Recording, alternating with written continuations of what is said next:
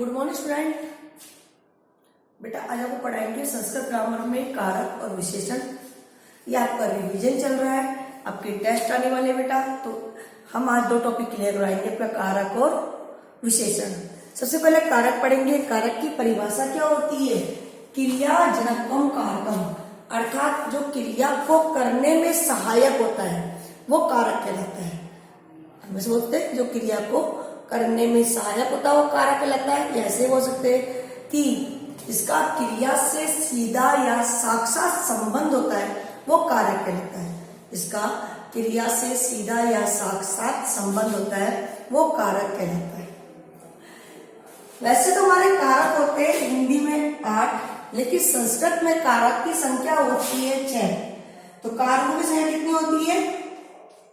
कारक का नाम संख्या कितनी होती है संस्कृत में? 6। कितनी होती है? 6। तो कारकों की संख्या होती है 6। ठीक है ना।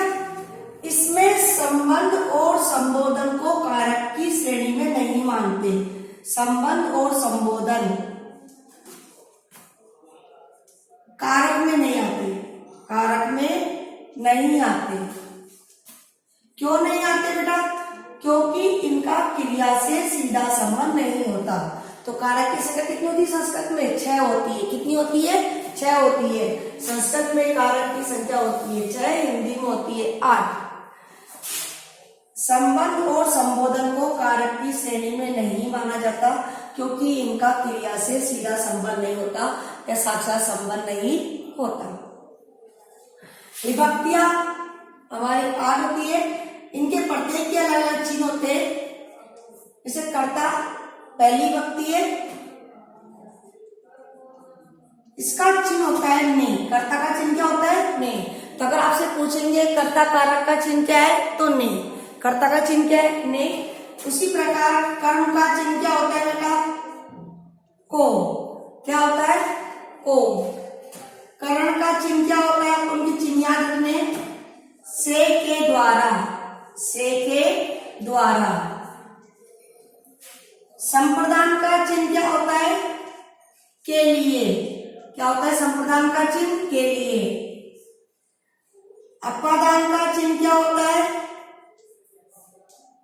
से अलग होने के अर्थ में। अलग, जब कोई वस्तु किसी से अलग होती है तो अपादान का चिन्ह लगाया जाता है, अपादान कारक लगाया जाता है। जैसे कि बालक विद्यालय से आता है, वृक्ष से पत्ता गिरता है तो अलग हो रहा है, बालक घोड़े से गिरता है वो भी अलग हो रहा है। तो अलग होने के अर्थ में पंचमी विभक्ति का प्रयोग करते हैं अपादान का। संबंध का चिन्ह होता है का, के, की। क्या होता है? का, के और की, ये होता है संबंध का चिन्ह।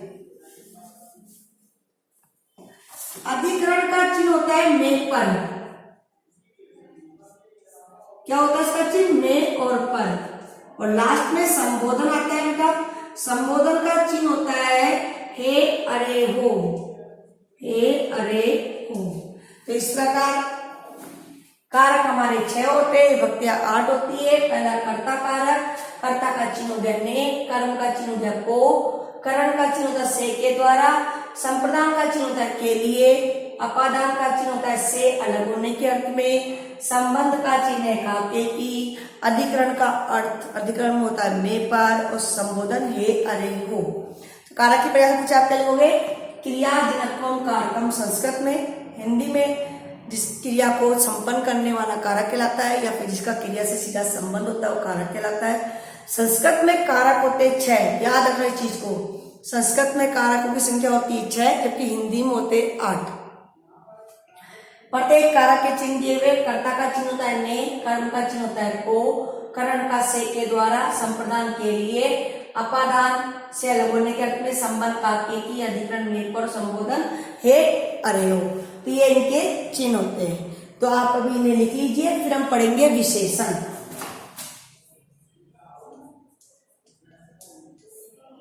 तो पहले आप कारक को लिख लीजिएगा, फिर हम विशेषण के बारे में पढ़ेंगे। अब हम पढ़ेंगे विशेषण। विशेषण किसे कहते हैं? संज्ञा और सर्वनाम की विशेषता बताने वाले शब्दों को विशेषण कहते हैं। संज्ञा और सर्वनाम की विशेषता बताना शब्दों क्या कहते हैं, विशेषण कहते हैं। विशेषण के है 4 भेद। कितने भेद? 4 भेद। गुणवाचक विशेषण, संख्यावाचक, परिमाणवाचक, सारणिकवाचक। गुणवाचक विशेषण, इसमें गुणों को बताया जाता है, जैसे काला, गोरा, लंबा, छोटा, ऊंचा, है ना, बड़ा, ये सब किस में आएंगे? आपके गुण में आएंगे बेटा। किस में आएंगे? ये गुणवाचक। जैसे एग्जाम्पल दिया हुआ है सुंदर, ये गुणवाचक है। उच्च, ऊंचा, विशाल, ये सब क्या है? गुणवाचक है। काला, कृष्ण है, ये भी क्या है ना? गुणवाचक है। तो गुणवाचक में क्या आता है?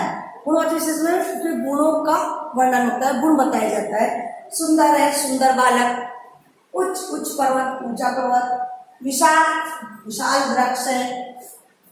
कृष्ण, कृष्ण काके, काला कौवा। तो इस तरह से ये गुण जो बताए जाते हैं वो गुणवाचक विशेषण में आते हैं। संख्यावाचक विशेषण में संख्या आती है बेटा। क्या आती है? संख्या।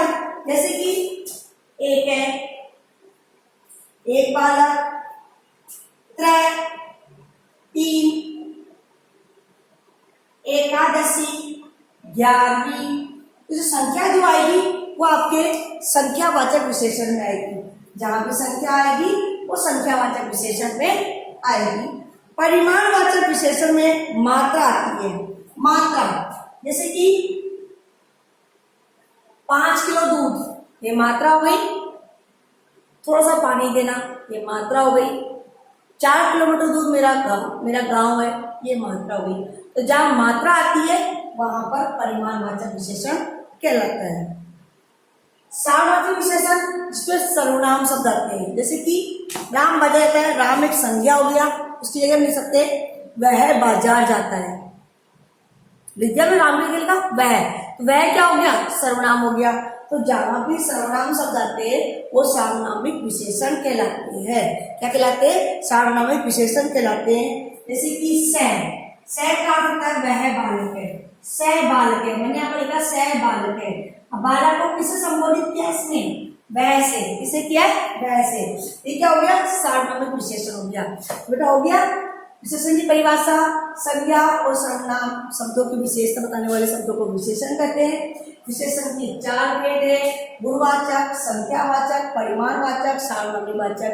गुणवाचक में गुण आते, काला, गोरा, सुंदर, बड़ा, छोटा, ऊंचा, नीचा, विशाल, ये सब किस पाएंगे? गुण पाएंगे। संख्यावाचक में संख्या आएगी 1, 2, 3, 5वां, 10वां, ये अपनी संख्यावाचक में आएगी।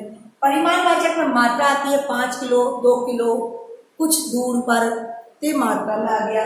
सार्वनामिक में आएगा कि संज्ञा के स्थान पर जो सर्वनाम शब्द का प्रयोग हुआ है तो सर्वनाम शब्द को सार्वनामिक विशेषण में कहलाएगा।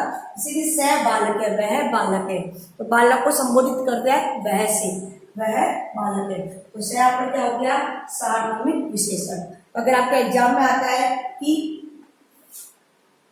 त्रय बालका, 3 बालक, तो 3 बालक में पूछेंगे त्रय बालका, इसमें कौन सा विशेषण है? कौन सा विशेषण है? संख्यावाचक। अगर मैं बोलूं कि विद्यालय से भवनम, विद्यालय का जो भवन है विशालम अस्ति, बहुत बड़ा है, या सुंदरम अस्ति, बहुत सुंदर है, तो इस सेंटेंस में जो आया है वर्ड सुंदरम, वो कौन सा विशेषण है? वो गुणवाचक विशेषण है। अगर से बोले कि 5 किलो दूध लेके आना, ये मात्रा, तो कौन सा विशेषण हुआ? वो परिमाणवाचक। और बताई दिया सह बालक है या सा बालिका, तत् पुस्तकम, तो जहां भी सर्वनाम शब्द आएगा वहां पर वह सार्वनामिक विशेषण है। तो आप उसे लिख लीजिए बेटा अभी। तो